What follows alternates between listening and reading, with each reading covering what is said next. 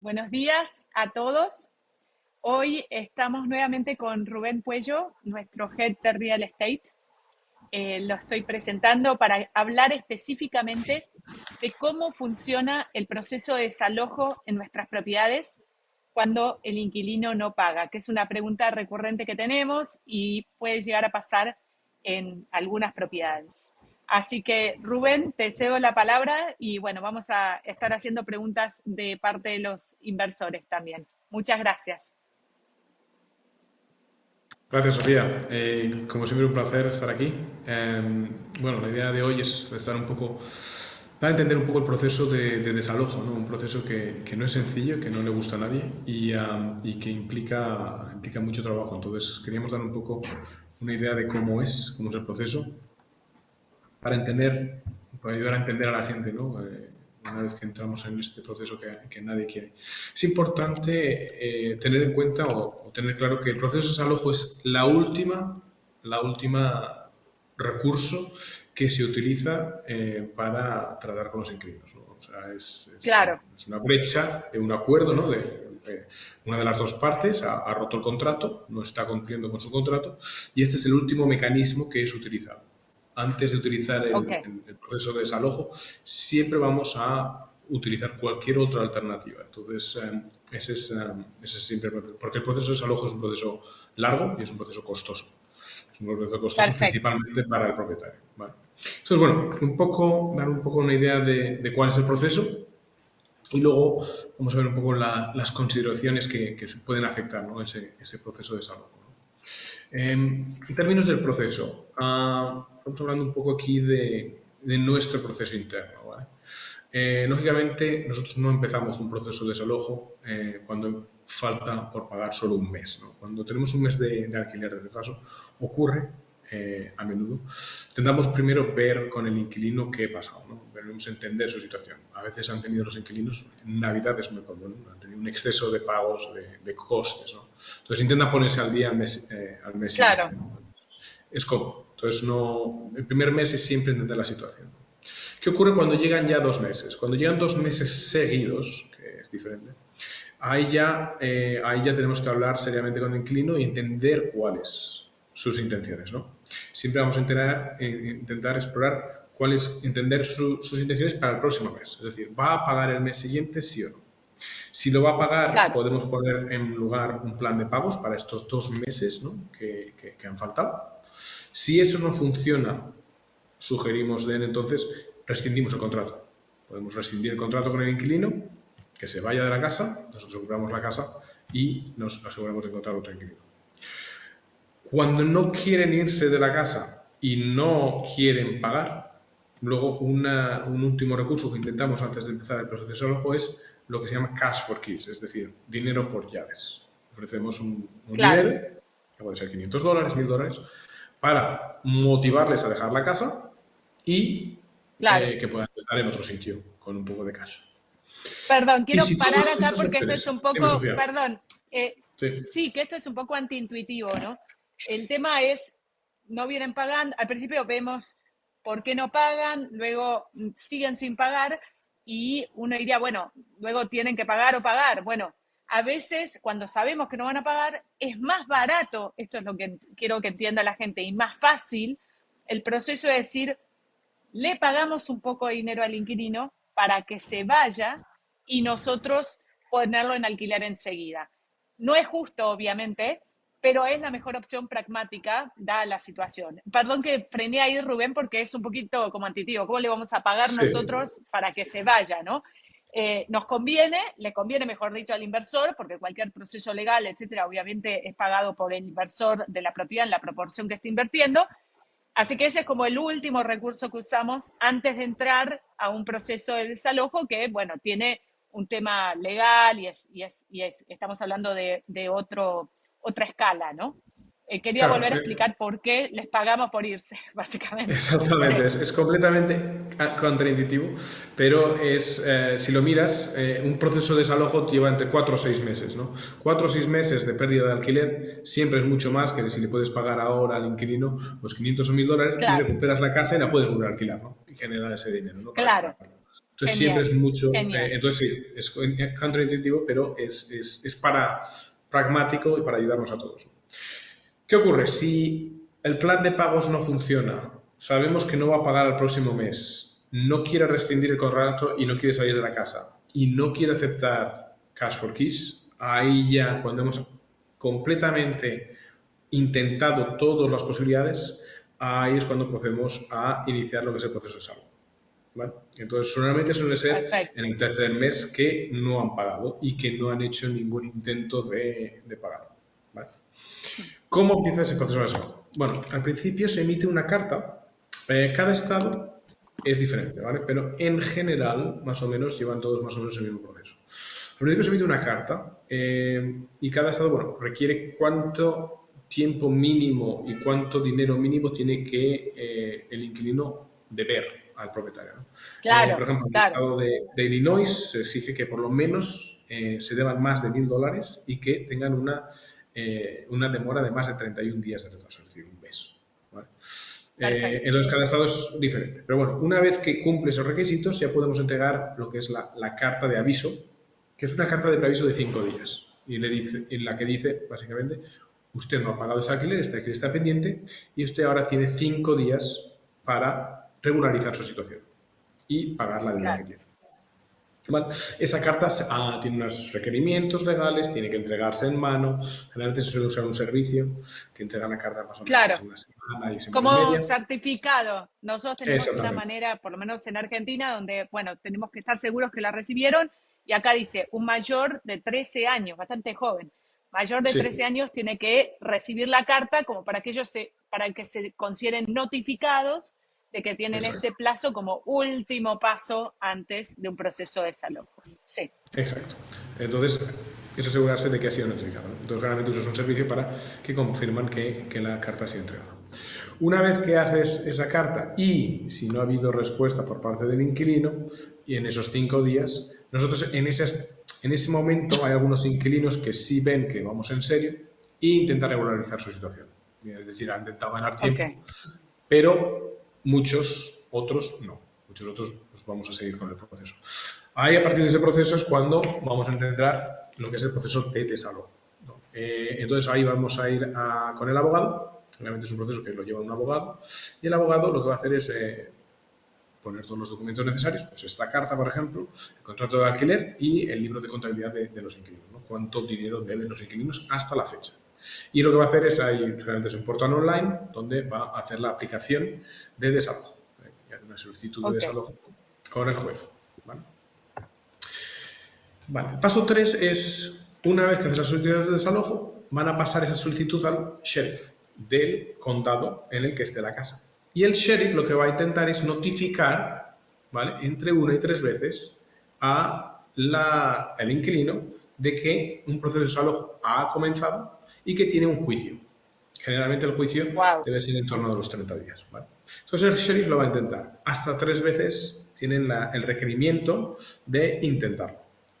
Ok. Aquí como unos datos, antes de la pandemia había un 18% de éxito de entregar la notificación y después de la pandemia esa notificación, ese éxito ha bajado en torno al 10%, o sea, casi un 50%. Pero ¿de qué depende? ¿De qué depende esa falta de éxito? ¿Que no lo quieran recibir? ¿Que no están en la casa? Exactamente. ¿Cómo funciona? Ah, Digamos que encuentran manera para no ser notificados, digamos. exactamente, digamos, si tú no abres la puerta, no te lo van a poder entregar en mano, ¿no? Entonces, se conocen el Claro. proceso, saben que va a llegar y lógicamente intentan evitarlo. ¿Qué ocurre? Perfecto. ¿Cuáles son los siguientes pasos? ¿No? Bueno, una vez que se establece lo que es la primera cita con el tribunal, generalmente, por ejemplo, en el condado de Cook, que es Chicago, generalmente es en torno a unos 30 o 45 días. En Chicago, en general, con los suburbios, unos 60 días. En Detroit, estamos hablando de unos 60 o 90 días. Ahí es cuando establece el tribunal la primera cita, ¿vale?, con Mm, el primer juicio, digamos. ¿Vale? Si el tribunal, si el sheriff ha conseguido entregar la carta, la notificación, perfecto. Si no, se va a pasar a un agente judicial y le vamos a conceder 21 días más para que ese agente judicial intente entregar la carta. ¿Vale? Claro. ¿Qué pasa? Una vez que el agente judicial intenta entregar la carta, si es exitoso, perfecto, iremos a la primera cita del juicio. Pero si no es exitoso, en la primera cita del juicio se establece como una prórroga automáticamente y da una prórroga generalmente otros 30 días al inquilino para ponerse al día y ver recursos que ha preparado el Estado para la gente que tiene problemas para pagar el alquiler. ¿Vale? Entonces encontrar asociaciones que le puedan ayudar y tal. Entonces son otros 30 días de retraso para lo que es la siguiente cita judicial. ¿Vale? Entonces, esto se pasa. O sea, ¿de cuánto tiempo estamos hablando hasta ahora, desde que la persona no pagó y pasó el primer mes que nosotros tratamos de entender la situación? Ya estamos en mes 3, ¿no? Desde esto. La primera cita judicial suele ser en el mes 4 o mes 5. Ok, esa era la pregunta. Perfecto. Estamos Así que imagínense, claro, que todo lo que podemos hacer para evitar este proceso lo vamos a hacer, porque es muchísimo más engorroso. Sí. Pues vamos a 5. Vale. Generalmente, después de la pandemia, los procesos eran mucho más lentos. Hubo muchas demoras y hubo muchas facilidades por parte de los gobiernos por el tema de COVID, ¿no? Entonces, los procesos demoraron hasta 9 meses, incluso un año. Ahora mismo se han bajado todos los procesos en torno a unos 6 meses. ¿Vale? Ese es más o menos el periodo que estamos viendo. Antes de la pandemia era en torno a 3 meses. ¿Vale? Para que nos hagamos un poco a la idea. Generalmente puede haber múltiples citas judiciales, pero generalmente hay un máximo de 4 o 5. ¿Vale? Los inquilinos a veces, si se sabe muy bien el sistema, pueden intentar retrasar el proceso. Pueden decir, bueno, pues voy a pagar un poco, eso generalmente retrasa un poco el proceso y demás. Pero bueno, hasta el máximo que vamos a ver son en torno hasta máximo de 5 citas judiciales y al final, el resultado final, que es donde se suele llegar, para el 95% de los casos es que bien si el inquilino quiere y demuestra que quiere quedarse y que tiene los recursos para hacer el pago, entonces lo que vamos a llegar es a un plan de pago en el que el inquilino el próximo día 1 del mes tendrá que pagar su alquiler y el 15 de cada mes... Perdón, pero tiene que pagar todo, ¿no? Todo lo que no pagó estos meses. Correcto. Claro, está bien. En un plan de pago. Sí. O sea, no digamos 5 meses de alquiler pendiente, bueno, pues hacemos un plan de pago para que lo pague durante, bueno, el juez establece un plan de pago para que lo pague durante los 3, 4 o 5 próximos meses, ¿vale? Aparte del alquiler pago, ¿vale? Eso es uno. Sí. Si no hay plan de pago y no ha habido voluntad, muchas veces el inquilino ni se presenta al juicio, ¿no? Entonces, en ese caso ya el juez da lo que es la orden de posesión concedida al propietario y con esa orden ya va a pasar a lo que es el siguiente paso, que va, digamos, a la lista del sheriff. Una vez que llega a la lista del sheriff de desalojo, esa ya va a proceder al desalojo en los próximos días. Generalmente son unos 30 días, a veces hemos visto un poco más, dependiendo del condado, dependiendo de la época del año y dependiendo un poco de ese sheriff cuánto ocupado está en términos o cuánta lista de espera tiene. Claro, pero ese en realidad es un buen escenario desde el punto de vista de que lo sacamos, pero es también un mal escenario porque no paga todos esos meses que debe dinero, ¿no? ¿Es así? Si dice, bueno, ahora hay que desalojar y ya estamos en el mes 5, para cuando se da esa orden del juez y no pagó esos últimos 5 meses, él se va. Él tiene un costo después de haber cometido no sé si llamarlo delito o una falta porque lo desalojaron, probablemente le cuesta mucho después alquilar otra casa, ¿no? Debería tener algún costo. Generalmente su nombre va a aparecer en los registros de desalojos. Entonces luego, cuando pase un chequeo, probablemente no lo pase. Debería estar registrado y ya no va a pasar ese chequeo cuando haga una aplicación para alquilar otra casa. Perfecto. ¿Vale? Entonces, una vez que ya el sheriff ha recibido la notificación, la orden del juez para desalojar la casa, bueno, pues eso, entre 30 días y mes y medio, más o menos. Entonces, el sheriff te va a decir, bueno, mañana, hay que estar muy atento siempre con las órdenes del sheriff, porque no te da mucho preaviso, ¿no? Dice, mañana voy a ir a la casa a hacer el desalojo y tú tienes que estar ahí. pues tienes que asegurarte que el equipo tenga a alguien disponible para estar en ese momento, en esa hora, para el proceso de desalojo. Ok.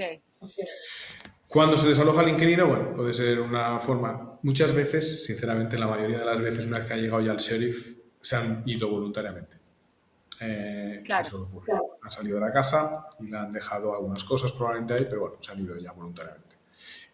Pero si no, la verdad es que no hemos tenido un desalojo, digamos, de que el sheriff ha tenido que sacar a las personas. Pero bueno, si no, las prácticas más normales es, bueno, lo que requiere la ley es que todas sus pertenencias las tienes que sacar al jardín y el inquilino tendría 24 o 48 horas, digamos, para recogerlas, ¿vale? Si no, Perfecto. Rubén, una cosa para volver un poquito atrás. El costo es entre 75 y $200 de este proceso, pero en realidad tiene el costo de todo lo que es el retraso, ¿no? Claro. No, Esto es solo el sheriff. Ok. Sí, sí. Okay. El costo de una desahucio va en torno a los $2.000. Desahucio, para los que hablan otro castellano, es desalojo. El proceso, son sí, $2.000. Incluyendo el costo del sheriff, es en torno a los $2.000. ¿Vale? El proceso. Es carísimo. Además del tiempo y la pérdida de tiempo y de no recibir retornos, ¿no? Exactamente. Lo peor es la pérdida de alquiler, ese coste de oportunidad que perdemos, ¿no? Que son 6 meses, 7 meses de pérdida de alquiler. Y entonces, bueno, ahí es donde se acaba el proceso. Eso es un poco... Estamos hablando 6-7 meses desde el momento, digamos, que dejamos de recibir el primer alquiler hasta el momento en el que hemos conseguido, bueno, desalojar al inquilino, ¿no? Claro. Es bastante estandarizado, la verdad. Los abogados pues hacen miles de solicitudes y es un proceso ya bastante estandarizado, por desgracia, ¿no? Pero bueno, para que un poco saber un poco cómo es el proceso y Buenísimo. el coste que implica para los propietarios. Queríamos también dar un poco de una idea, bueno, de los factores que pueden influir, ¿no?, a este desalojo. Sí que es la verdad que la pandemia tuvo un efecto muy grande en el incremento de los desalojos, de los casos de desalojos. Subió muchísimo. Bueno, de hecho fueron parados durante un año y los propietarios se han encontrado en situaciones en las que no podían desalojar a inquilinos que no pagaban, ¿vale? Hemos visto en muchos mercados y en mucha gente, en muchos propietarios han tenido esos problemas. Con suerte eso ya ha pasado. Estamos ya, pues digamos, poniéndonos un poco al día, pero aún los tribunales, aún los políticos... Hay como un backlog, ¿no? Hay como una acumulación de trámites, porque yo lo sé en otros aspectos, Green Card, pasaporte, en prácticamente todas las agencias del gobierno en Estados Unidos se ha acumulado mucho trámite y eso obviamente retrasa más los procesos. Y no hay nada que hacer con el gobierno de Estados Unidos, hay que ser paciente y punto. Pero es un costo, son dos costos muy importantes. Antes de COVID esto era mucho más fácil. Luego de COVID, no sé si se acuerdan, mucho más fácil. Como la gente, claro, como mucha gente perdió el trabajo en COVID porque trabajaban, bueno, por ejemplo, en Detroit, en las fábricas de automóviles, etcétera, los gobiernos fueron un poquito más del lado del inquilino, digamos, diciendo, bueno, no puede pagar porque no está recibiendo ingreso. Así que eso además complicó, ¿no? Y además el tema de que se acumularon trámites. Perfecto. Sí. Se ha quedado un poco, digamos, eso. Sí, se ha quedado un poco de eso, de COVID. Aún se crearon normas nuevas que aún se han quedado, entonces está un poco poniéndose al día. En el último año hemos visto el proceso mucho más rápido, ha mejorado bastante, pero con 30 o 40% a como estábamos hace un año en cuanto al proceso completo de desalojo de tiempos, pero aún estamos pues probablemente el doble de tiempo de lo que costaba antes de hacer desalojo antes de la pandemia. Claro, eso es claro. En muchos estados, o sea, no es un tema que se ha delatado. Claro. ¿Vale? También un tema que hay que entender es a veces, bueno, pues, que tenemos inquilinos difíciles.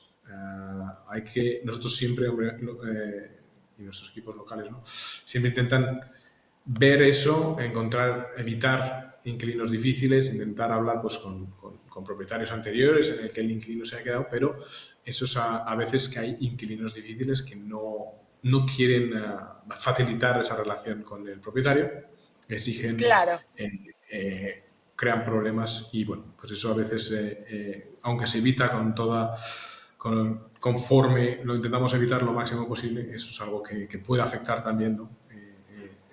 El proceso de desalojo y el número de desalojos que puedas tener, ¿no? Claro. El estado de la propiedad es muy importante. Hay muchos inquilinos que nosotros hemos visto y eso es por eso que es muy importante, ¿no? Nosotros hacemos mucho énfasis en los equipos locales, ¿no? Es que las condiciones de la propiedad estén muy bien. Nosotros hemos visto y hemos hablado con otros peers, ¿no? Que tenemos con otros inversores, managers que están en los mismos mercados y una cosa importante es que la propiedad esté en buenas condiciones. Muchos inquilinos a veces dejan de pagar simplemente porque su propiedad no está como ellos esperan, porque no se han hecho las reparaciones necesarias, porque no está en las condiciones como que ellos esperan, ¿no? Y que no les están Y se aprovechan un poco, exactamente, ¿no? Se ¿no? aprovechan Entonces, un poco de eso. es importante entender, si tienen unos problemas de mantenimiento, bueno, vamos a ver. Claro. También se aprovechan, pueden exagerar los problemas de mantenimiento. Entonces hay que tener un poco ese balance, porque al final, problemas de mantenimiento es un coste para el inversor, ¿no? Entonces, bueno, entender un poco si ese es el problema para llegar, y a veces llegar incluso a un acuerdo. Bueno, te voy a arreglar esto, pero si sigues así es mejor que te vayas a otra casa, que puedes estar mejor, vamos a facilitarte encontrar otra casa o que puedas irte a otra casa. Entonces, bueno, entender un poco ese tema, ¿no? Hay muchos inquilinos que pueden aprovechar ese tema. Situación económica del inquilino. Hay veces que, bueno, pues van por un bache, hay que tenerlo en cuenta, entender por qué el mes pasado no han pagado. Hay inquilinos que bueno, pues pueden tener un bache, que han pedido trabajo, que están buscando trabajo. Gastos extra en Navidades, gastos extra por temas, situaciones médicas, ¿no? Hemos visto. Entonces, bueno, intentar siempre trabajar con el inquilino y no contra el inquilino, ¿no? Esa es un poco la idea para siempre evitar ese proceso de desalojo, ¿no? Entonces, bueno, es tenerlo también muy en cuenta eso. Cada jurisdicción es diferente. Entonces, un poco entender los procesos, los tiempos, los costes que va a conllevar, ¿no? Llevar un poco un desalojo en cada una de las localizaciones. Hay estados que son mucho más rápidos y hay estados que son mucho más lentos, ¿no? Sí. Que llevan mucho más coste, ¿no? Entonces, bueno, eso es muy importante tenerlo en cuenta y puede... Perdón, y es obvio que esto tiende a pasar en propiedades clase C. Es un obvio, pero por si acaso lo aclaro. Rara vez va a pasar en una propiedad en Bal Harbour, en Brickell Avenue o mismo en Nueva York, de tener que iniciar un proceso de desalojo a una propiedad clase A, B o en una zona, ¿no? Así que es un poco, va con el riesgo de invertir en este tipo de propiedades que tienen retornos más altos, porque, como decimos siempre, implican riesgos más altos. Este es uno de los riesgos, como vemos, y nosotros lo podemos navegar con BrickSave y nuestra administración, pero no deja de tener potencialmente un costo, ¿no? Así que es importante a la hora de invertir, como decimos siempre, diversificar la cartera para estar tranquilos y por lo menos si tenemos una situación así con una propiedad, tener en otra zona, en otra ciudad o en otro tipo de propiedad, algo que compense el retorno y bueno, después uno va haciendo su análisis de retorno total. Correcto. Contra mayores riesgo de la propiedad, más una clara tendencia a que haya más desalojo. Claro. Va completamente proporcional. Y bueno, creo que la última de nuestras consideraciones que tener en cuenta es las condiciones meteorológicas. Hay ciertas condiciones meteorológicas y ciertos periodos del año en los que no se pueden hacer desalojos. Por ejemplo, Navidades es uno de ellos, no se pueden hacer desalojos durante el periodo navideño y no se puede hacer un desalojo si, por ejemplo, en la parte de los lagos, de los grandes lagos de Chicago, llega a una temperatura que esté por debajo de los menos, bajo 10 grados bajo cero. Creo que son ciertas condiciones, ¿no? Eso también hay que tenerlo en cuenta, ¿vale? A la hora de hacer desalojos. Bueno, pues eso. En general, entender un poco los retos, ¿no?, que afectan el proceso, cómo son los procedimientos, qué periodos llevan, ¿no? Pero bueno, al final es ajustarse un poco, entender cada situación. No se puede aplicar la misma norma a todos los inquilinos, no se puede aplicar la misma norma a todas las casas, ¿no? Es entender, es flexible, intentar trabajar siempre con el inquilino y, sobre todo, hacer un trabajo exhaustivo a la hora de integrar o poner un inquilino nuevo en una propiedad, ¿no? Asegurarnos de que hemos hecho todos los checks necesarios y, lógicamente, no se puede asegurar una cosa al 100%, pero se puede ayudar a reducir mucho ese número de desalojos. Y Este tema, perdón, es importante porque a veces tenemos candidatos, a veces nos dicen, ¿cómo puede ser que está 2 meses sin alquilar mi propiedad? Bajen el precio. A veces tenemos candidatos, primero bajar el precio es para todo el año, ¿no? Así que lo vamos midiendo.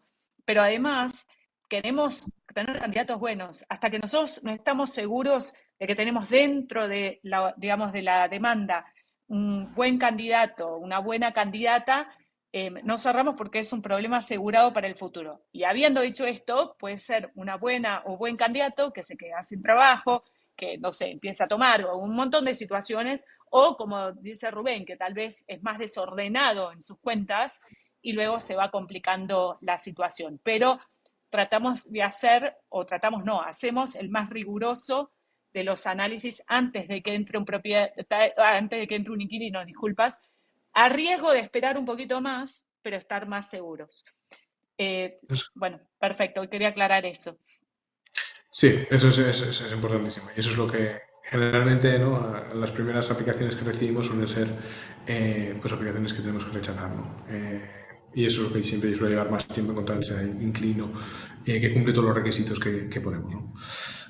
Y bueno, luego pues intentar eso, hacer un control continuo, ¿no? Estar proactivo, visitar la propiedad, asegurarnos de que Claro. cualquier necesidad que el inquilino pueda tener que sea razonable, estamos ayudándoles para que puedan se queden más Estar tiempo presentes, claro, claro. evitar estas situaciones que podamos llegar a estas situaciones y poder ver estos posibles riesgos con antelación, ¿no? Entonces, un enfoque proactivo, ¿no? Entender si, bueno, pues si el inquilino ha perdido trabajo, bueno, que nos informe, tener esa relación con él, decirnos, mira, estoy buscando trabajo, he perdido trabajo, ahí veis si me podéis ayudar un poco, bueno, pues eso siempre ayuda, ¿no? La idea siempre es evitar ese proceso de desalojo que es muy costoso, ¿no? Para el propietario principalmente. Queríamos dar aquí un poco unas estadísticas de mercado, ¿vale? En cuanto a la cantidad de desalojos que se hacen anualmente en cada uno de los mercados que ahora mismo estamos, ¿no? Para que os hagáis la idea, en Detroit en 2023 se estima que se hicieron unos 50.000, se presentaron unos 50.000 desalojos, y para que os hagáis la idea, eso representa el 20%, ¿no?, del número de propiedades con inquilino que hay en el mercado. Nosotros ahora mismo en Brixif, en la cartera, pues tenemos un 12,5% de propiedades que están en distintas fases de ese desalojo, puede estar al principio, puede estar al final, ¿vale? En Chicago, pues en 2023 unos 23.000, lo que representa un 3,7%. Nosotros en la cartera tenemos en torno al 5% en Brixsafe. En Filadelfia el mercado está en torno al 5%. Nosotros no tenemos ninguna situación de desalojo. Y en Miami, pues también en torno a unos 23.000 desalojos anuales que se hacen. Y supone un 2,4% del mercado, y nosotros no tenemos ninguna propiedad en situación de desalojo. A ver, perdón, una aclaración de este gráfico, porque Chicago incluye propiedades clase A también, ¿no? Cuando decimos 3.7, no es que nosotros tenemos casi el doble. No. Lógicamente eso incluye todo el mercado, ¿eh? Todo Chicago, que es una de las ciudades más importantes de Estados Unidos. La ciudad de Chicago, si fuera un país, sería el número 19 en tamaño, para que se den una idea de lo que estamos hablando de la economía de Chicago. No es que Brixsafe tiene más desalojos que el promedio. En cambio, Detroit también tiene propiedades clase A, pero es una proporción muy chica, y por eso estamos, digamos, mejor posicionados que el mercado. ¿Verdad, Rubén? Sí, Para poner la ponderación de estos porcentajes, ¿no?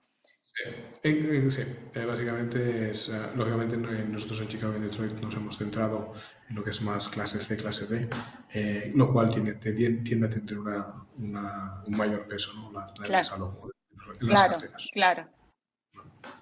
Bueno, faltaría acá Nueva York, pero bueno, creo que vamos también muy bien con la propiedad de Nueva York. Así no hemos ido de Nueva York aún.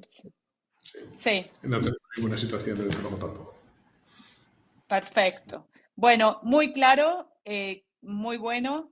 Igual quiero aclarar lo último, porque por lo menos hablo desde Argentina, porque algunos de nuestros clientes son desde Argentina. Uno cuando oye en Argentina que estamos en un proceso de desalojo, uno piensa que perdió la propiedad, porque, bueno, tiende a estar la ley del lado del que no paga históricamente, ¿no?